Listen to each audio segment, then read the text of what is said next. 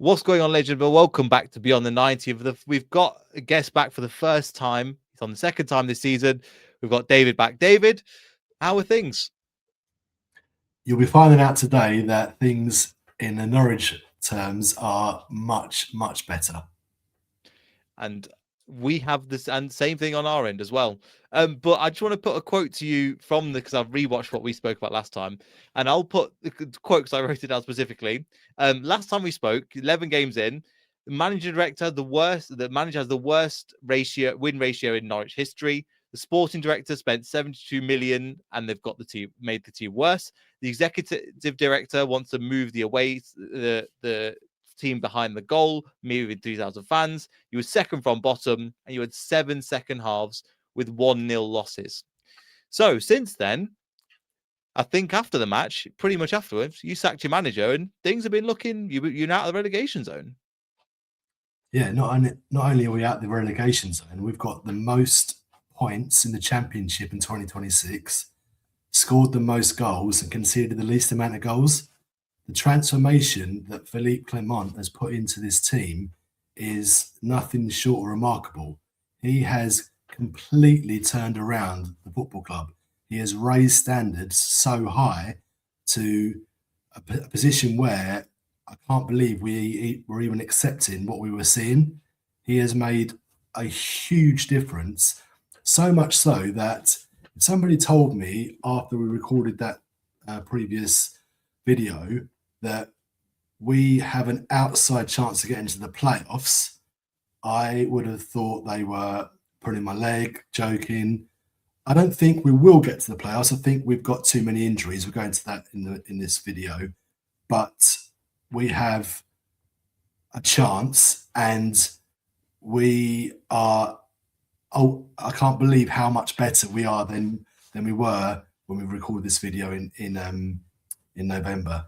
And some of the things that I said, I probably need to take back now because the team, the players that the sporting director has bought, they aren't terrible. They are actually quite good players. They just needed a good coach to get them going. So yeah, this is a huge difference to what we had 3 months ago. Only 3 months ago as well.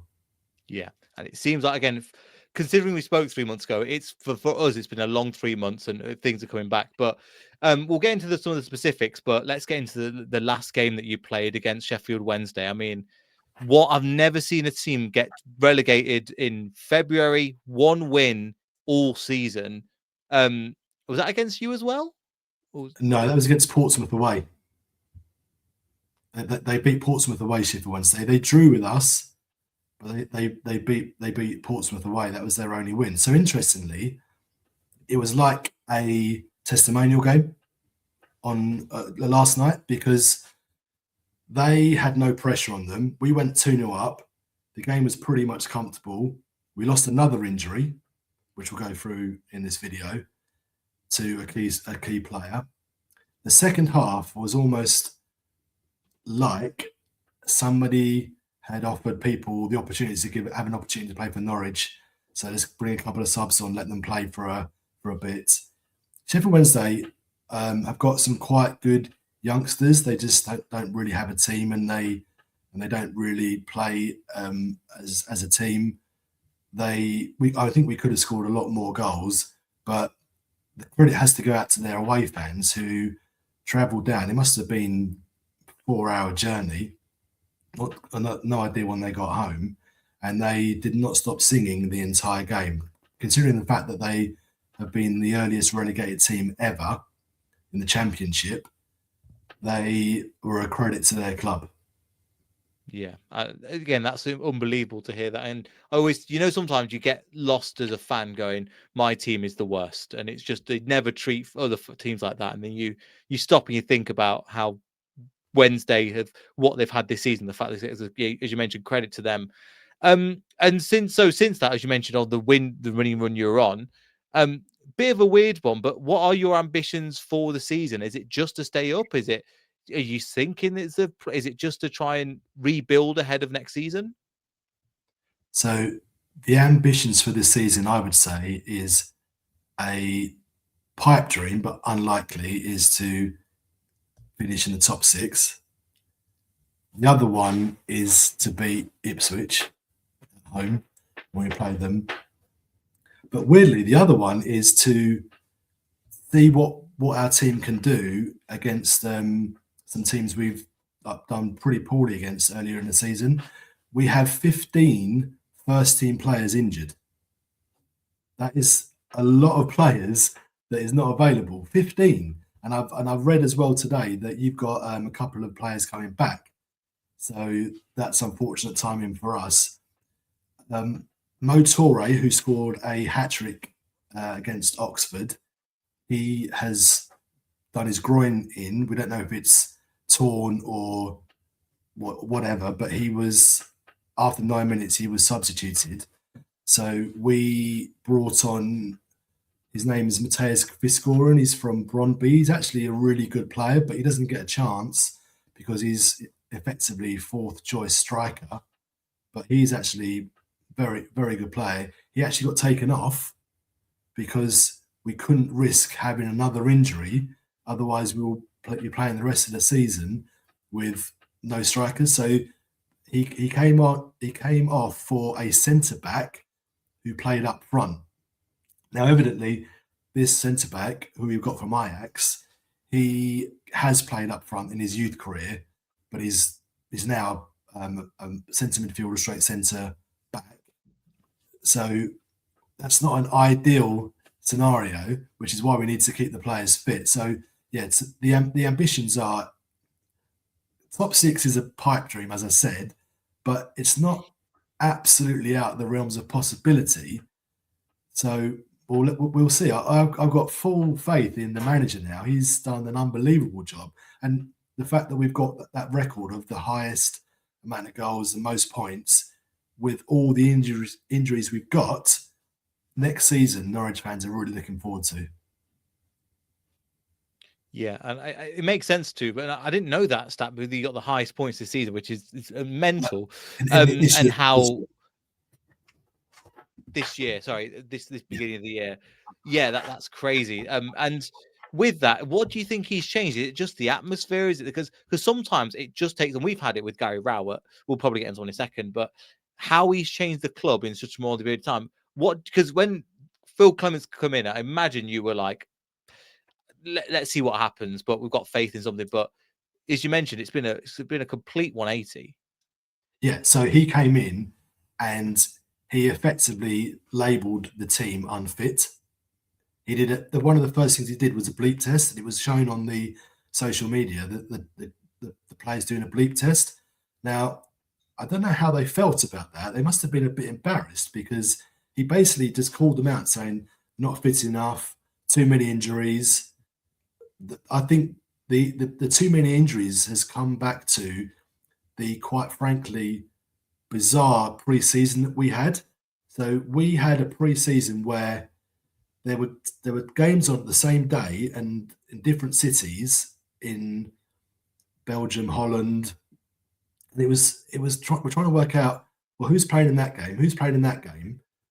It was a complete, utter chaos in terms of what we had. And I'm not sure if that is it might be one of the contributing factors. One of the local journalists thinks it is a contributing factor. When he was asked about the injury record when he joined, is there anything that he can do about it? Most people would expect the answer something along the lines of, no, injuries are bad luck, these things happen. He said, yes, there are things that I will do that will reduce the amount of injuries that the players have. Now, obviously, the fact that we've got 15 players injured hasn't really proven him to be correct, but there are circumstances, I think, that are out of his control. So yeah, it's he has done, as I'll probably will say this many times, an unbelievable job of raising standards. Not accepting second best, winning mentality. So, for example, not only have we got the most amount of points in the Championship in 2026, we've won both FA Cup games as well and comfortably won them.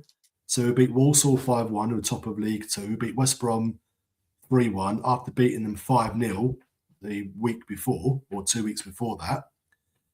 And though both of these games were comfortable, like really comfortable wins, not even really being tested. And this is also with I would say 5, 6 players in from the fringe as well. So yeah, this is going to Saturday will be a very interesting game because if we'd have played you about a month ago, I would have been sitting here pretty confidently saying, I think we're going to win.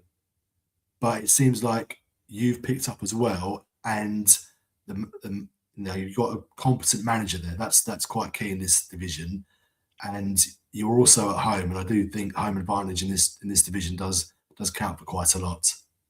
Yeah, I'm with you, and I think if you were to ask me again after the Southampton game, it was we thought like there was nobody on the horizon. At that time, I think we'd been out without a manager for 3 weeks at that point, and we thought, how low, as you probably know, where is the bottom of this pit going to be? Because it's one thing being on the journey down, there's another part where you don't know how far they're going to fall. And it seems like both of our managers coming. Obviously, Gary Rowett's coming in our position, and he's still a couple of games in. He's only really managed a few games, but he's given that kind of spark and electricity. And coming into it, I think another thing just to let you know, and as well, that Victor Christians is out for the season, so not really too much of an issue. But we've got Jordan James is back for this game, and also Lascelles is back for this game as well. All that, yeah.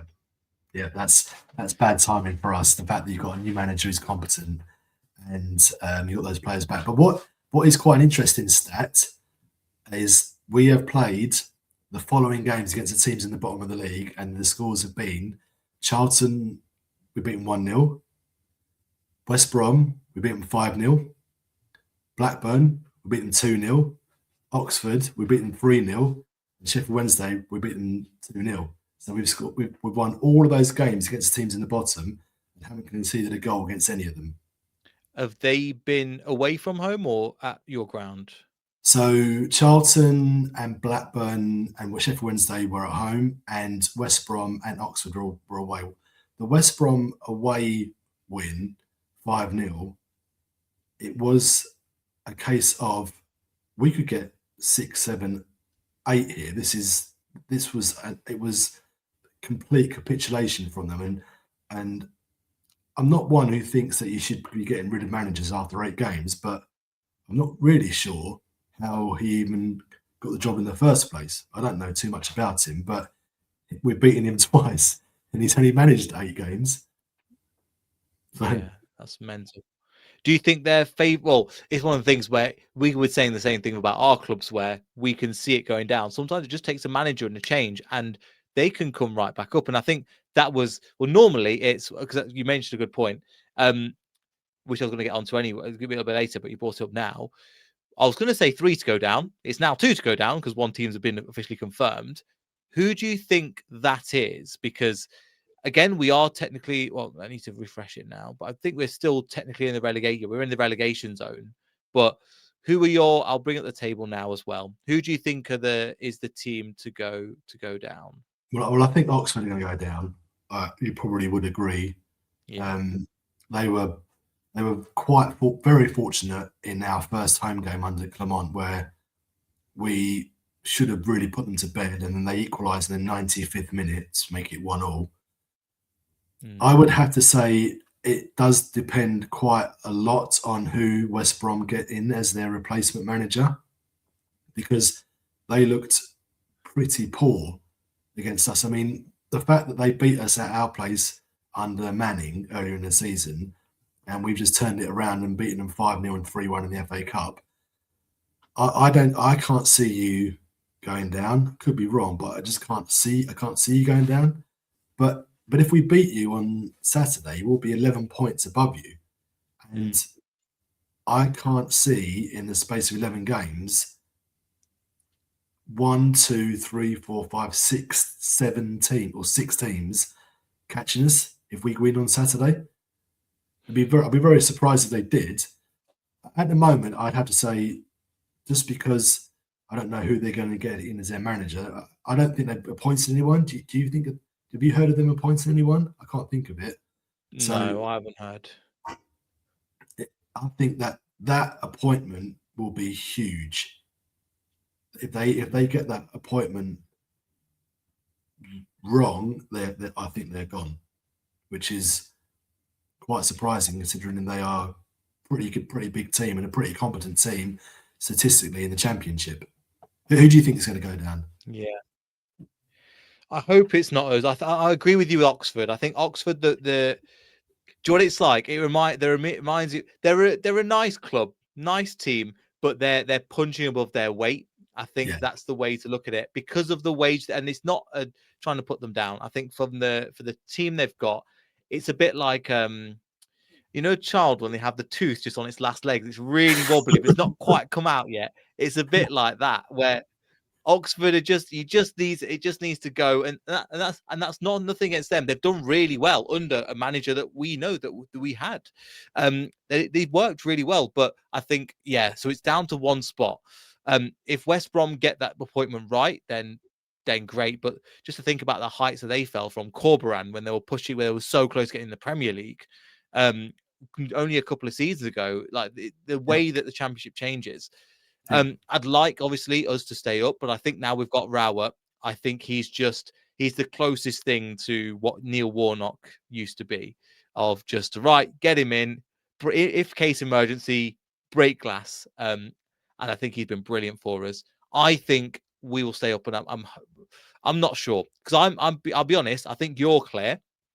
I think that Portsmouth maybe, Blackburn maybe. I think Charlton will be fine. So I think it's from 19th downwards. So I think Blackburn have made a quite astute appointment in O'Neill to replace Ishmael. Is that his name? The previous manager. Mm. He's quite a good manager, I think. So, but they're not. It only takes one win. The other question, or the question I had for you around this is, you've appealed the points deduction, right? Yeah. Has anything been done with that? Because isn't that likely? Isn't there a possibility that it could be increased because of the appeal? Yes, there is a chance of that. But the Premier League have appealed it. Our owners have appealed it. So I think we're looking for a fine. But the Premier League were pushing for, I think the Telegraph were reporting 20 points, which is a lot. Considering that if you look at other people that have breached, and we have breached more than Nottingham Forest and Everton, who got away with 4 and 6, and I think did ever get a second point deduction on 2 points or something. So they're really trying to throw the book at us. We are trying to. The problem is, I follow football to follow the game on the pitch. More and more, as you probably know, it's happening off the pitch. It's happening in boardrooms. It's happening outside of the country when it comes to like pre-season and things like that. So it's making in the finance element, and you probably know about Kieran Maguire and how his rise, and he's great at what he does. But I almost hate that he is becoming that's becoming as important as us talking about tactics, formations. Is there any young players coming through the academy that we want to spotlight and highlight and give, as you mentioned, 20 minutes that at the end of the game when the game's kind of dead and you game management out? That's what I want to talk about rather than the football finance element of it. Yeah, I agree with that. I think if we're going to go into things like that, I think they need to do this. They need to do something about this rule where goalkeepers can just fall to the floor, and then the manager can then arrange a hastily team huddle to put some tactics over. That's happening far too much. I don't remember a season before this where it was happened so much. It happens nearly. Well, I reckon it happens every week now. There is a time in every week where like, for example, the Sheffield derby on Sunday. Not sure if you watched it, but the goalkeeper went down towards the end, and as he went down, the players were already going for the huddle, so they already planned it. It wasn't like they'd it was a spontaneous thing. It was quite clearly, definitely planned. So I don't know what they're going to do about that, because you can't let it get away with it. I think if they did what they're planning to do, which is take an outfield player off for 30 seconds or a minute, then that might have something to do with it. But I also, when I was looking into this, I also found out there's no official rule. It's whatever the country decides, and England decides on 30 seconds off the pitch. There's no official UEFA rule of what that actually is. So it's a challenge, really. Yeah, and let's not remember like UEFA and FIFA. They're especially they've always been corrupt. I think this year, without getting too much into it, with what they're doing with with the World FIFA World Peace Prize and all that nonsense, where people were talking about. People have always said football out of politics, and then but FIFA even more strongly than ever. You're older than me. You've seen it before. Even more football is being politicized more than ever before. Yeah. I mean, we could have a whole podcast around that presentation, but so finances and politics. Do you know what I mean? Right? Again, two things that nobody got into football to talk about. indeed. But one thing I want to kind of coming back to the football as well, something that the Athletic proposed was playoff spots being extended. So we're going from fourth, we're going from third all the way to eighth. So 6 positions. So what will happen? The fifth will play the 8th team, and the sixth will play the 7th team. So as a Norwich fan, does that give you a bit of hope? Do you in favour of something like this? See, with that actual proposal, I don't know anyone who wouldn't want that to be put into place, because surely the more opportunity you have of getting the playoffs when it becomes a lottery. And I've heard the argument, but what about the team who finishes third? Well, the team who finishes third still has to go back to stage one as it is anyway. So that's how everyone knows the rules from the start of the season. I'm very much in favour of having it like the National League, where you have a lot more teams competing. I think it's a great idea. I think it allows for more wild cards, which I think is good because it stops the same 3 teams coming up and down. I'll be honest, I'm not Yes. decided. I'm not decided on it before or against it at the moment. I'm just not sure because I'll be honest, I've not really looked into it as much from the National League, so I don't really have an opinion at the moment. But I'd like the idea of more of a random, because for a long time it was same teams would come up and down. It's kind of stabilized now, and it looks like again with those the team last year, the 3 teams going up coming straight back down. Obviously, people don't want that. But I think so. Norwich should be a team. I think Preston would also be another team that just misses out every season. I think they would benefit from this as well. I don't know if you think of any other teams in the Championship that would really benefit. Millwall, maybe. Yeah, Millwall would probably, but I think Millwall are going to make it anyway now. Yeah. West Brom were a team you'd always think about were there and thereabouts. Yeah, I think it's quite an interesting one, because you also have to consider how fair it is for the team who finishes in what position. So is it fair on a team to play 2 games before they play the team who finishes third, or is it unfair on them to play 2 games? You know, are you having an advantage by playing some more games and gelling more and winning, or are you having a disadvantage by having to play more games? It's an interesting concept, and I'm not sure which one is actually the fairer. Yeah, but at the same time, the team that finishes third is never normally the team that goes up.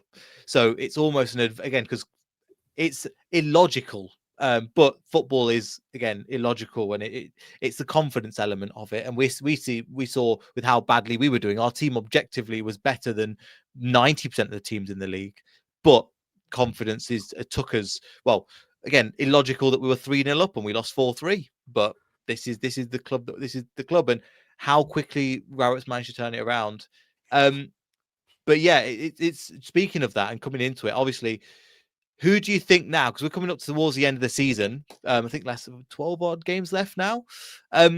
Looking at that, who do you think gets the playoff spots? Because do you think it's Middlesbrough and Coventry, the top 2? It's a difficult one to to say, because you'd think that is the case, but also unfortunately the team in fourth have got 2 games in hand, and they would then, if they win both of those, Middlesbrough are third. Then Middlesbrough can't do anything about that with the 2 games they've got in Goal hand. difference. Yeah, they've got a better goal difference. So, Uh-huh. but yeah, there are. I mean, I am actually quite stunned how Bristol City are 8th, and if you scroll down very slightly, Derby are 11th. I'm actually quite stunned because playing both of those teams under Manning, which wasn't ideal, but we, especially Derby, we completely outplayed them under Manning. So the fact that I know they're tailed off a little bit, well, they're only 2 points off 7th, which is, for me, I can't really work out how that's happened. But I guess when you play well, you don't play well every week. When you play badly, you don't play badly every week. So it's just about the team you play on the day, really. I think Wrexham are going to be a team that if they don't go up this season, they will spend a lot of money in the summer, and they will go again next season. Next season's championship could contain Tottenham. Now, Yeah. if someone said that to you at the start of the season, you would be thinking, that's nonsense. I'm going to put it on record here. I don't think Igor Tudor will be the manager before the season's finished. I think he No. will lose his job before the end of the season.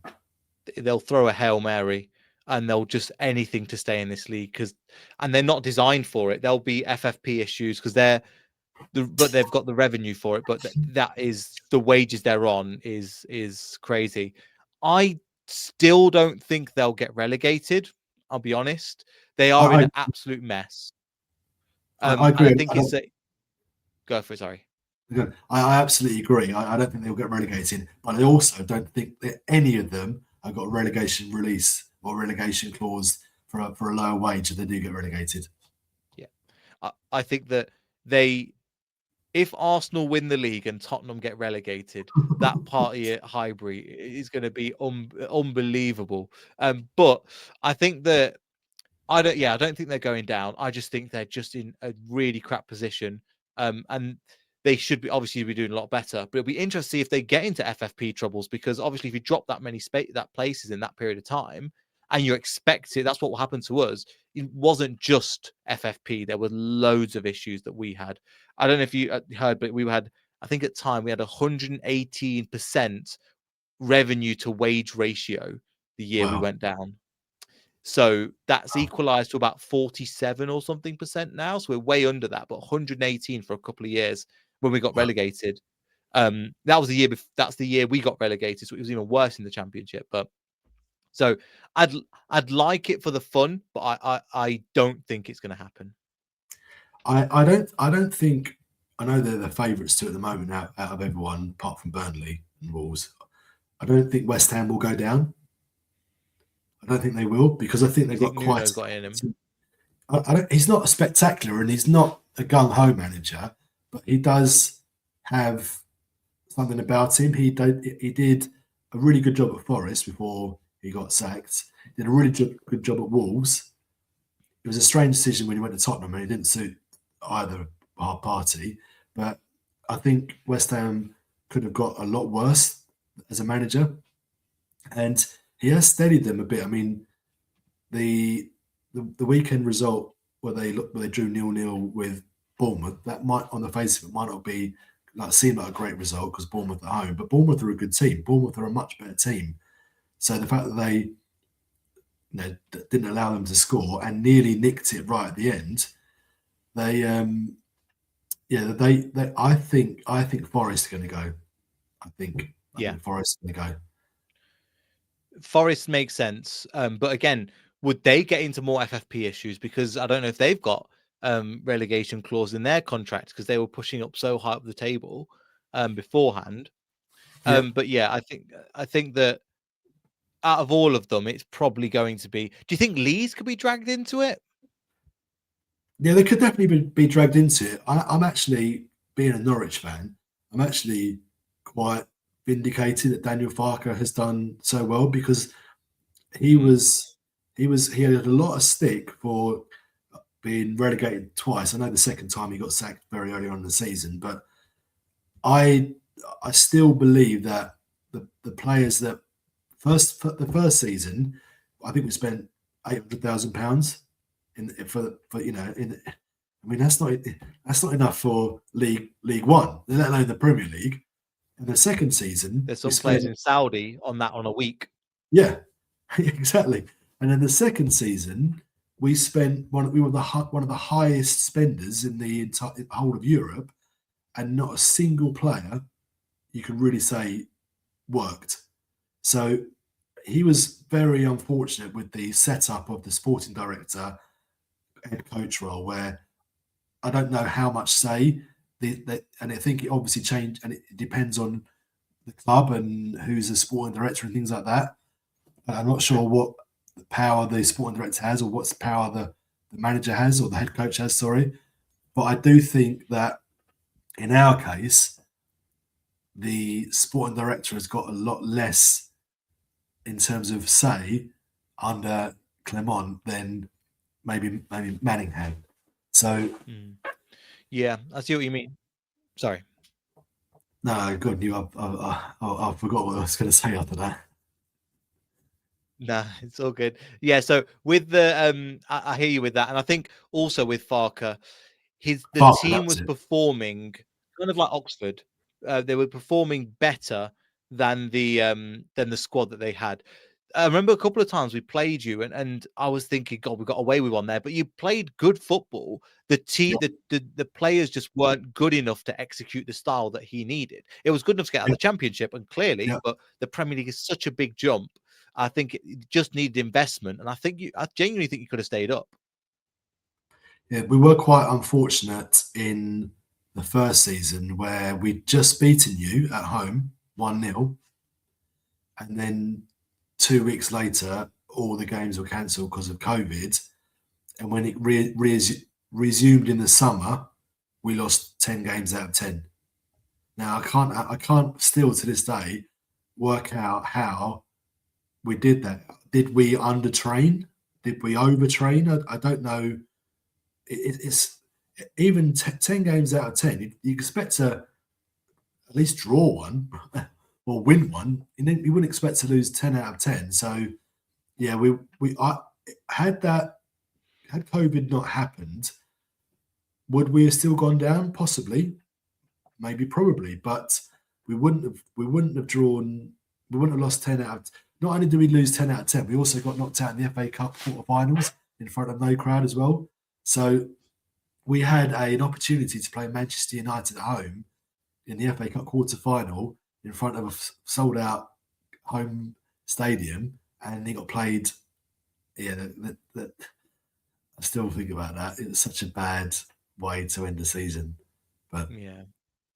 anyway. I think on that season as well, we were not. That was obviously not the same, but I think we lost to ironically Manchester United on the last game of the season to knock us from where we were fourth to fifth, because the team just fell apart. Ryan Bennett, I remember, so player that played for both of our teams, came into the squad, and I think got a red card in that game. But yeah, it was a bit of a mad that feels like I don't know how that feels to you. That feels like a lifetime ago for us. Yeah, it does. It feels like I know it's 6 years ago, but it does seem a lot longer than 6 years ago.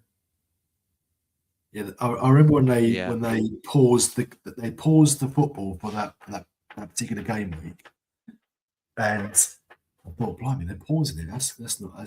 They have to wait another week for that, and then ended it until I think it was July. Was it June, July? It started up again. This was March. yeah, Yeah, because they that was cancelled the is it Euros, because the Euros supposed to be that year, and then yeah, they moved it yeah. to 2021.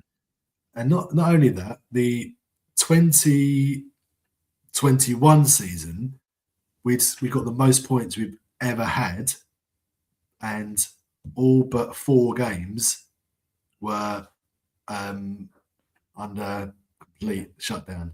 So I actually went to all 4 games, fortunately. But yeah, that was I mean, how's your luck? The best season the club in terms of points has ever had, 97 points. We saw 4 games live. Yeah. It's just, but also it's just one of those things. Again, that's the beauty of kind of football as well. I find that it defies logic, as we were kind of talking about before. These things that occur, obviously, I know we've seen that with Leicester and all other teams as well. But one thing I was going to ask you, because you've answered a load of the questions as well. Coming back to Norwich, I think you've touched on a couple of players, but who would you say is an underrated player for you since, I'll say this season, but since Clement's come in? Rory McConville. So we bought him from Brighton. We played Brighton in the FA Cup last season, and they beat us comfortably. He came on in the second half, and I remember at the time thinking, blimey, he's quite good. He's got quite a good ability for a centre back. Didn't think anything of it. And then we bought him. I was really happy about it. He barely appeared under Manning. He is a quality centre back. Like really, really, is tall. Is imposing. He's good in the air. He's good with his feet. He's a sort of player that if there's a one-on-one and the player's running at him, either he gets the ball or he gets the play. That player is not going past him. That's for certain. If he had been playing from the start of the season under Clement, he would be a serious contender for player of the season. I've been really, really, really impressed with him, and a player that not many people know or have heard of.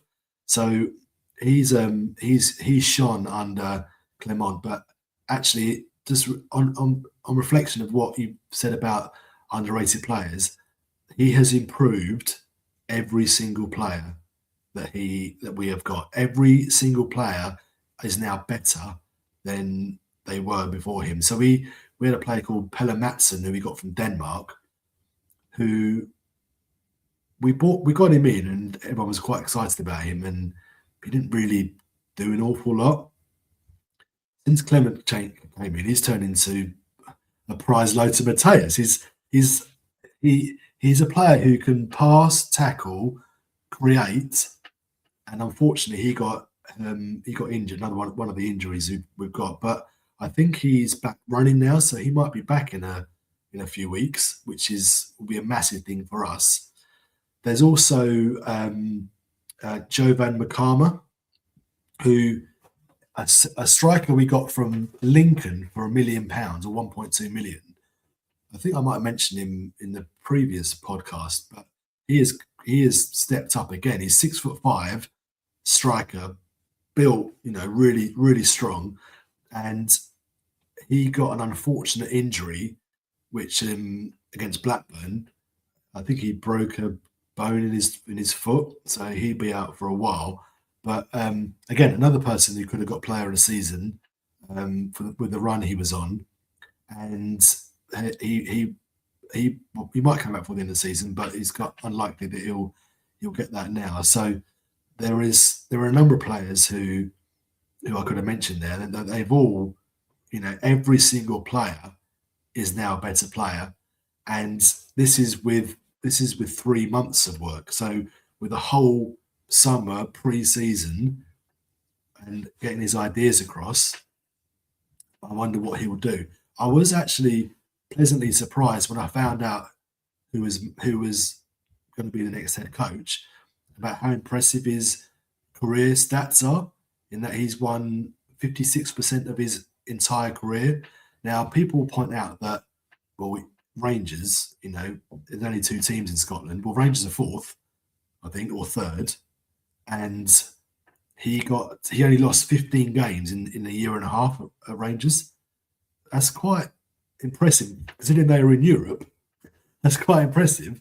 He was also poached by Monaco, and he won the league in Belgium 3 years in a row for 2 different clubs.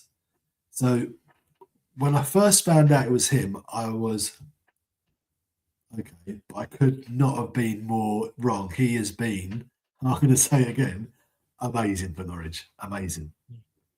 That's good to hear. And I think it's kind of without killing the mood too much, because obviously I'll talk about Leicester and stuff in just a bit. So, but if you were to say Norwich, what do you think Norwich's Achilles heel is at the moment? Is it just all going well? Is there an element you think, do you know what? If I was the opposition team, this is who I'd target, or this is where I'd target. So before we even get to the players who are going to play on Saturday, the fact that we've got 15 players injured isn't great. And the only fit striker we have has got a potential to have a knee that's might not be 100% fully fit. So I would say one of the weaknesses we have is the wingers. We got somebody from Vancouver of all places called Ali Ahmed, who's actually very good, but the other winger on the right, I have no idea who's going to be playing right wing or right midfield on Saturday, because it could be 3 or 4 people who could play there. Some of them are wingers, some of them are midfielders who could play on there. So if that is the case, then and our wingers often swap over. So on last night, the left back is actually our right back, but he gave the left back the night off because there's so many games in the championship. And when they swapped over, the left midfielder, Liam Gibbs, is a centre midfielder. So that would have been quite a weak left hand side. A right back playing left back, and a centre midfielder playing left midfield. So in terms of Norwich in itself, we seem to play better in the second half. I don't know why that is.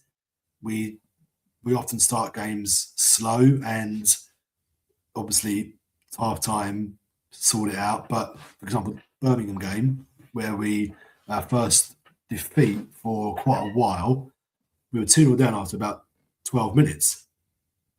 After about 20 minutes, the rest of the game, we completely dominated it, hit the post, should have had a penalty. We should have scored at least 2, 3, 4 chances. So I think we had 18 shots on goal, something like that. So it's really difficult to pinpoint, an Achilles heel, because the majority of it is really positive. So we'll see on Saturday. I think we might come unstuck on Saturday. I think we're playing you 2 weeks, 3 weeks too late. Yeah. I think I think the evidence is clear just from the amount of games we lost and how we lost. I think you mentioned about the right winger and who's going to play. I think I was going to mention that our Achilles heel is a player, 2 players in particular. One player called Luke Thomas, Victor Christensen, who's like a Danish international, wasn't that great, but a lot of Leicester fans have said Luke Thomas. So the fact that he said on the right, I say he's a bit of a weak spot in the team. Winks and Skip are solid. Nelson's really quite solid. Begovic has come in and looked brilliant since Rowett's come in. So 2 players in particular. I think Akoli's being one of them, and Thomas will be another. Our attacking lineup is insane. I don't know if you know much about Mukasa from Man City. I know the other 3, but I don't know Mukasa, no. So Mukasa, we've got on loan till the end of the season from Man City's academy. He's 18 years old, but if you watch him as a neutral, and we've just been blown away with how brilliant he is. He's been keeping out the likes of D. Cordova Reed from the team. D. Cordova Reed's not been that great, but this kid's coming at 18, and when you see a player that come on loan, you're like, he's wise beyond his years. Pep has been singing really good things about him. He will be a brilliant player, but with him coming back into the team, I don't know where Jordan James fits in. I think what will happen is you'll have to bring on Jordan James after 60 minutes or so, just to give him a break, because I mean, our attacking lineup is sublime. I think if we look at the championship table, our problem has not been scoring goals. The problem has been defending them. And we have looked at, for example, the 3-4 example when it came to is pretty much another one as well. But I think down the bottom of the table, is that the goals against, goals for? Yeah. So goals for, we're 47, way clear of Norwich, for example, of 45. But our defensive is 54. And again, I think it's the worst. Yeah, it's the worst after Sheffield Wednesday in terms of goals conceded. So if we can shore that defense up, I think, but you got to remember that, as you know, when a new manager comes in, and as thingies as Rowett's come in, and he's been brilliant for us with playing attacking football. He's not quite clicked, but we're getting the bare minimum of running, trying, ticking the tackle in. Players actually caring. Once the goal goes in, I saw players actually angry and wanted to get back in the game, which has been brilliant. But I think it's going to be a really interesting game. We're just coming off the back of a 1-1 draw with Middlesbrough, who we were as good as, in my opinion. It's a good result that we lost 1-0 there end of January, but we had a lot of compliments from Middlesbrough fans on social media about how well we played. But to get a draw there, that's a decent result. I saw the end of the game where Rout went over to the fans, and it seemed like they're pretty united with him now. I think a lot of the Leicester fans they like the 4-4-2 old school hit. We don't like this modern that's well, question will come on to later about the style of play. We don't really like this tiki-taka kind of Pep style football, even though we are changing away from it. But Rowett's been, let's do the basics, let's do it properly, and let's get stuck in. And the fans have applauded him for it. And even if it went wrong, I don't think the fans would have blamed the manager, because it is a pit of crocodiles, really, lion's den, where he's walking into. The club's in a shambles. There's no CEO. There's no. We've just got a technical director, I think, today, but he's joining next month. We've got players that are just on too much wages, that are throwing the toys out the pram. It's an awful place to come in. We've got loads of players on loan. We've got the FFP thing, which has been repealed now.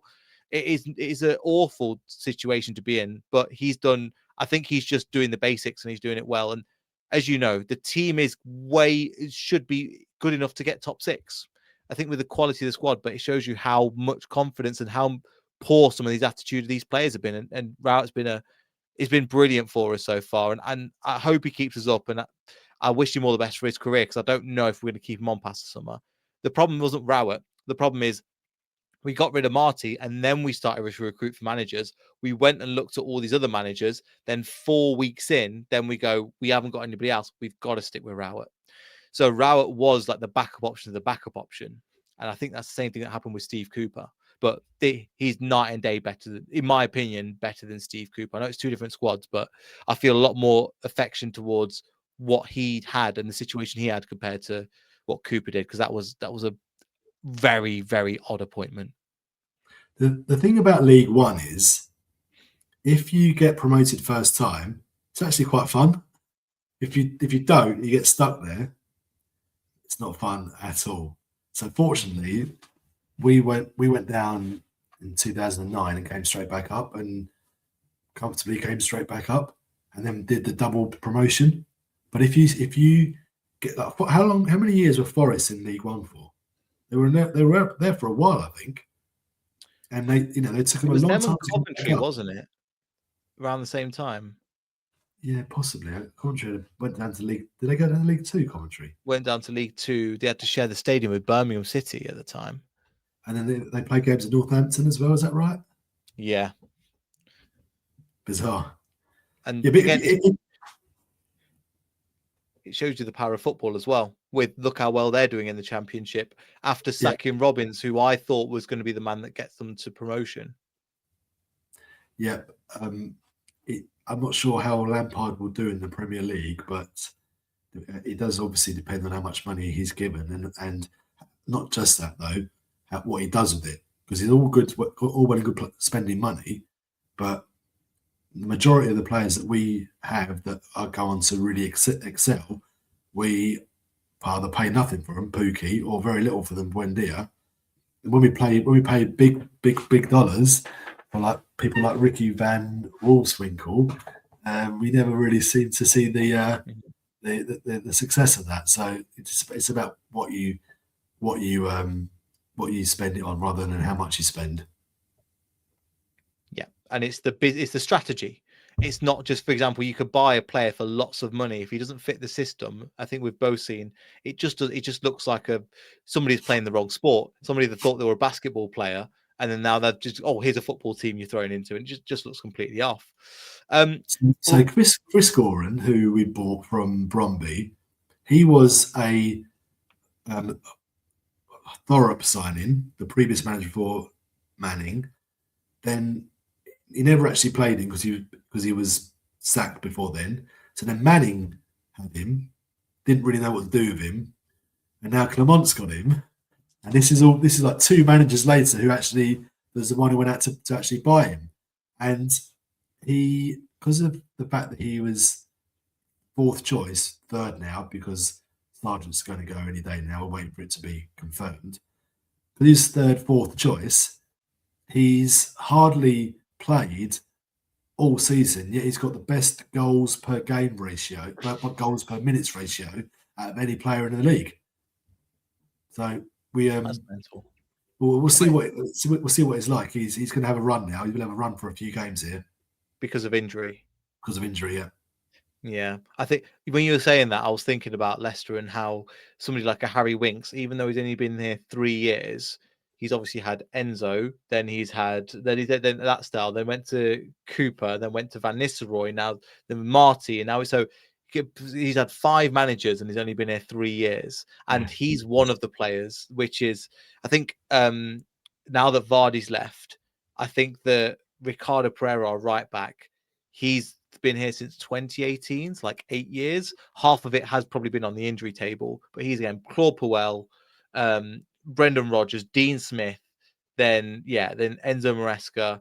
Then you're going through so like 8 managers he's seen in his time. So hopefully now this year we can stabilize, because it's been a god awful year, and I just hope we can stay up. But another question I was going to mention is about, what do you think? Because obviously the Pep style has kind of come, and it's arrived, and you can start to see that even Pep is changing his style of play, and that the total football is kind of going away. What do you think the next kind of style of play, the successful style of play, will be for the Championship? Well, we are a lot more direct now, and I can see that happening. I've seen a lot of the Premier League teams kick off, knocking it about the back, and then trying to find the press and beat the press and then move it through there. But when it happens to the Championship, there's a lot of mistakes. You've probably seen it as well. So I can't see how Championship clubs can really rely on that style of football. The fact that we've got a goalkeeper now who is actually quite good with his feet, he can, and actually he's got quite a good throw as well, which we saw last night. If you get a good goalkeeper that's good with their feet and can distribute and knock it about and comfortable on the ball, you can mix it up, going short, going long.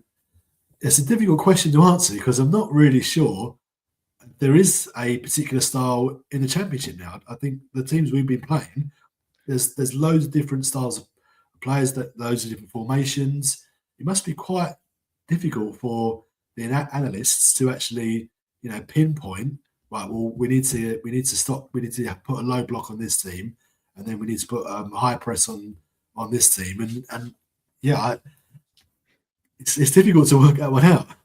Yeah, no, fair enough. I think it's also reflecting. This kind of brings off a second question with, it's difficult to work out, and I think the table reflects that this season with how close a lot of that middle block is.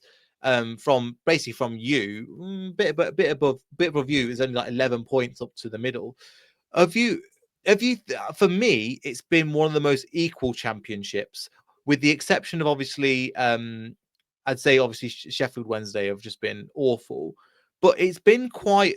I thought this season would be tough, and it has been tough, but it's not been. It's been relatively like it's been quite an equal league for the most part. Before last night, we had beaten Coventry and couldn't beat Sheffield Wednesday. So that sort of sums up the craziness of the Championship. But it's always been like that.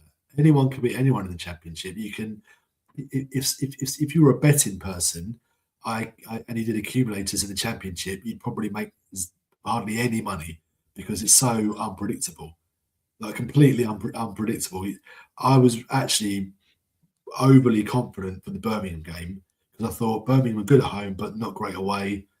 We've come on so much since we lost to them, and after 12 minutes, the game was more or less over because we just got hit on the break twice for two breakaway goals. So yeah, it's a much more competitive and interesting league than the Premier League, much more. Which is why I think, going back to the point a bit earlier in the video, the 8 teams, that will help with when there's a 3 or 4, 5 teams who go up and down every year. It's not great for the rest of the Championship, and it's whatever they think about it. It's not great for the Premier League clubs because if they then go, there's a huge issue with fair play, financial fair play. So the fact that there's always used to be, before the Premier League, there always used to be teams go up and down, and different teams go up and down every single season. But there was a stage, and Norwich were, part of the problem. We've been relegated the last 4 times being in the Premier League, and 2 of them we bounced straight back. So it's a difficult one to judge on that one. Yeah, and I think coming back to that, I think one of the reasons and the logic that could be the reason is because also the number of Championship teams that run themselves into debt to try and get into the Premier League. If you make that an option to be easier, that could reduce basically clubs not necessarily going bankrupt, but it reduces the pressure that people are going to overspend and try and risk it all to get into the Premier League. Yeah, I agree. There's the lure of the Premier League is sometimes too much for teams to risk it. So our rivals were lauded for going for it last season, spending £250 million over a couple of years, and they're now sitting 4th in the Championship.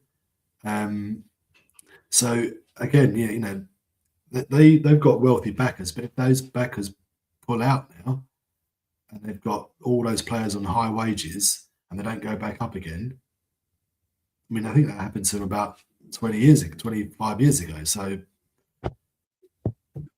anyway, I won't cry about it. Yeah, I think you'll be fine. And yeah, I'm with you. Is there anything else or anything coming into this? Or you mentioned as well for the last, you start a bit slow. Leicester do start a bit quick. So I think we scored in the 18th minute, and then for Stoke we scored quite early, and we let a last minute 2-2 equaliser in because of Luke Thomas. Again, mentioned Luke Thomas at left back is not a lot of fans. A lot of is I think part of it is he's a good kid, but we didn't ever send him out. We brought him in because Fuchs was injured when Ben Chil was injured. He came into the team at like 18 years old, and I don't think we really vetted him and stuff properly. Then he went out on loan to Middlesbrough in the Championship. Who was it? Sheffield United. When they went down, they got rid of him after 3 months. Then Middlesbrough, and we've given him a 4-year contract, which kind of sums us up a little bit. But if, in my opinion, that's the area of weakness. Have a look at Luke Thomas, and sometimes he just doesn't know how to commend at the back. Hopefully, it will help. For me, if Lascelles comes into the team, but as you know, Lascelles is a walk-in injury, walk-in hospital as it is. So Okoli's another one to look out for, who's, again, sums up the game against Middlesbrough. He scores the header, which was a really good ball by Mikasa, and then he gives the ball away for the Middlesbrough goal. That kind of sums him up. Yeah, it's going to be an interesting game Saturday because I'm much more confident than I was the last time we played, but not confident enough to predict a win just because that you've had a change in fortune in the last few days, few weeks that is going to probably give you enough at home to either win or get a point. Obviously, I'd like us to win, and if we did win, then we've got some interesting games ahead. We'll have 2 home games after the FA Cup. We'll have Sheffield United and Preston at home, both teams who are above us and very competent at this level. But if we were able to win those two as well, then you never know what could happen. We could. There's always a team every season that comes from nowhere and ends up just somehow getting into the playoffs. They might not necessarily get promoted, but there's always a team that has a good run at the end of the season. So I think we've Who do you got think that is this year then? If I bring the well, table up, who do you think it could be? well I was going to say I think we've got too many injuries and too many injuries and too much to do to do that. But I was quite impressed with Birmingham. They look quite a decent team, and then they go and get hammered 3-0 last night. So again, complete lottery. I mean, if you go down all the way to where we are, which is a bit further, obviously down. I'm trying to get the teams without making it too small. So I'll go from like 6th to what? Sheffield United, so 6th to 16th. Oh, Just wait, go you one. are Norwich 17th. So 42 to 54, I think, is the playoffs. Is that sixth place? 54, yeah. So that's 12 points. That's 6th is playoffs. So Wrexham. yeah. So Yeah.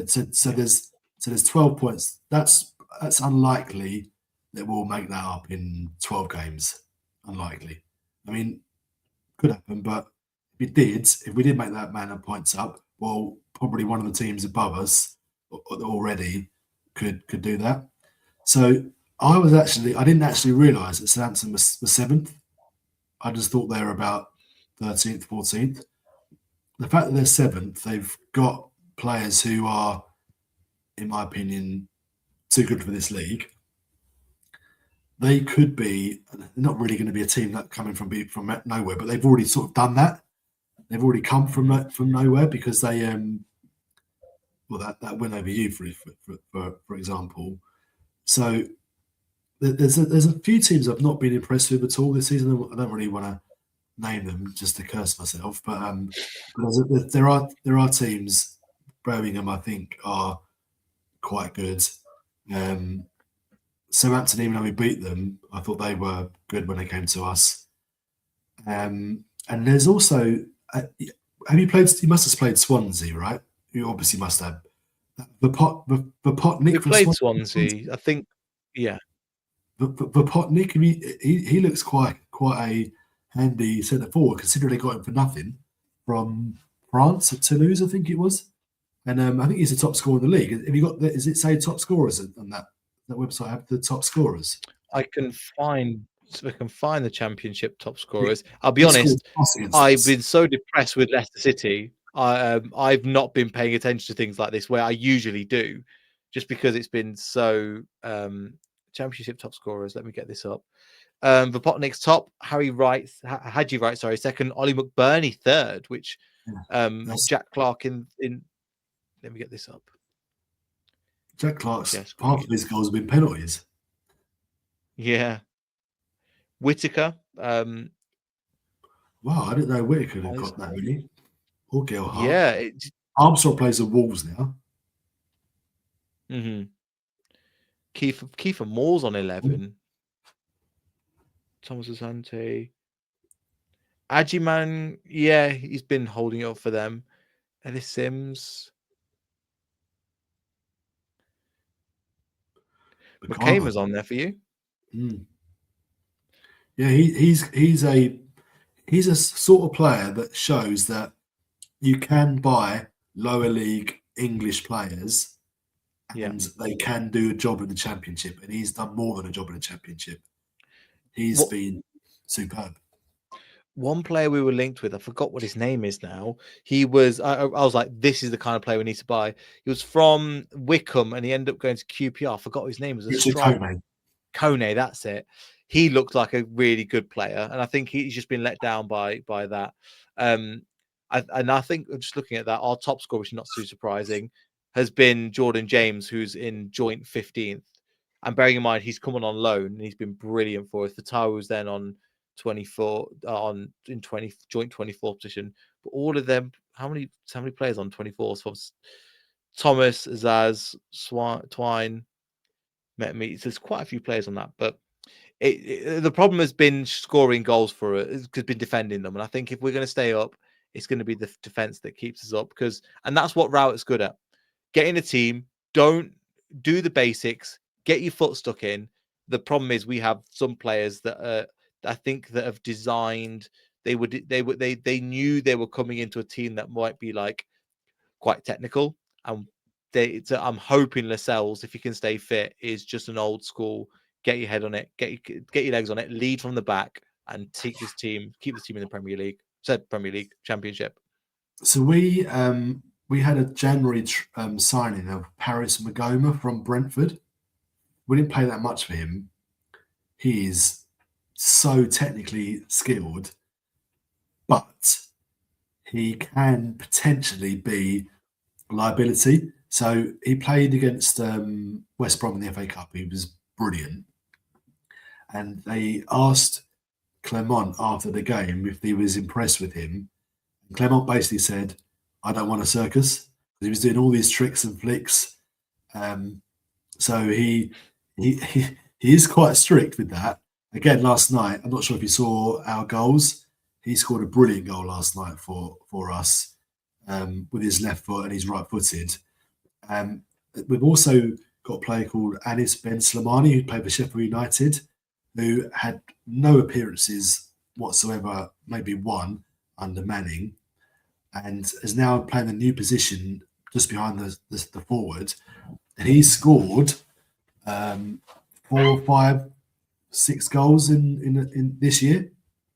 So we got those two players who are quite creative, or very creative, but it's about getting the right blend. You can't have 2 number 10s, or can you? Is that way of looking at it? I don't know. So I'm not super confident, but I do think we're gonna attack on Saturday, and if you've got a slightly dodgy defence, then that's good news for us. Maybe it might be a high scoring draw, or you might, you never know, one of us might nick it. Yeah, I think what I will say, it's definitely not going to be a clean sheet for either of us, I think, because we have kept 2-3 clean sheets. I think we're on 27 games without a clean sheet now. So it's something like I think we're closing on 30. So I think I was looking at, I don't know if you know Benjamin Bloom, he was putting a statistic up about him. It's like we were closing on 30, then the next team down is like 7 without a clean sheet. So it's a massive difference and a massive jump. But yeah, so it'd be interesting to see what happens. But I think we both will stay in the league, where I think before you were looking about relegation and I was looking at hopefully we're not dragged into this. And I think we both feel like the opposite way around now. Yeah, we've in the 3 months the difference is vast. I can't really, I don't know how to describe it. The standards have been raised. The players respect. Everyone respects him, and he has a commanding presence. He's huge. He's 6'4". He stands on the touchline, and you can just feel aura around him. And I don't know how we managed to get him. People wonder why we didn't get him in the summer. He was having an operation, quite a serious operation, so he wasn't available. So I'm so grateful for Jordan James to score that goal in the last minute against Alf, because I'm not sure if we had drawn, or we definitely wouldn't have been sacked if we'd have won. I'm not sure where we would be now without that Jordan James goal. Yeah, I hear that, but at the same time, it was one of the most dire games of football that we've played. Then both of us just went, "This is awful." We both expected us to do better. We both had the discussion going, "Yeah, we're both crap," and then we watched the game and we went, "Oh God, both of these teams just are useless." Considering they both aren't as useless as each other, but considering the levels they could be, they were underperforming massively.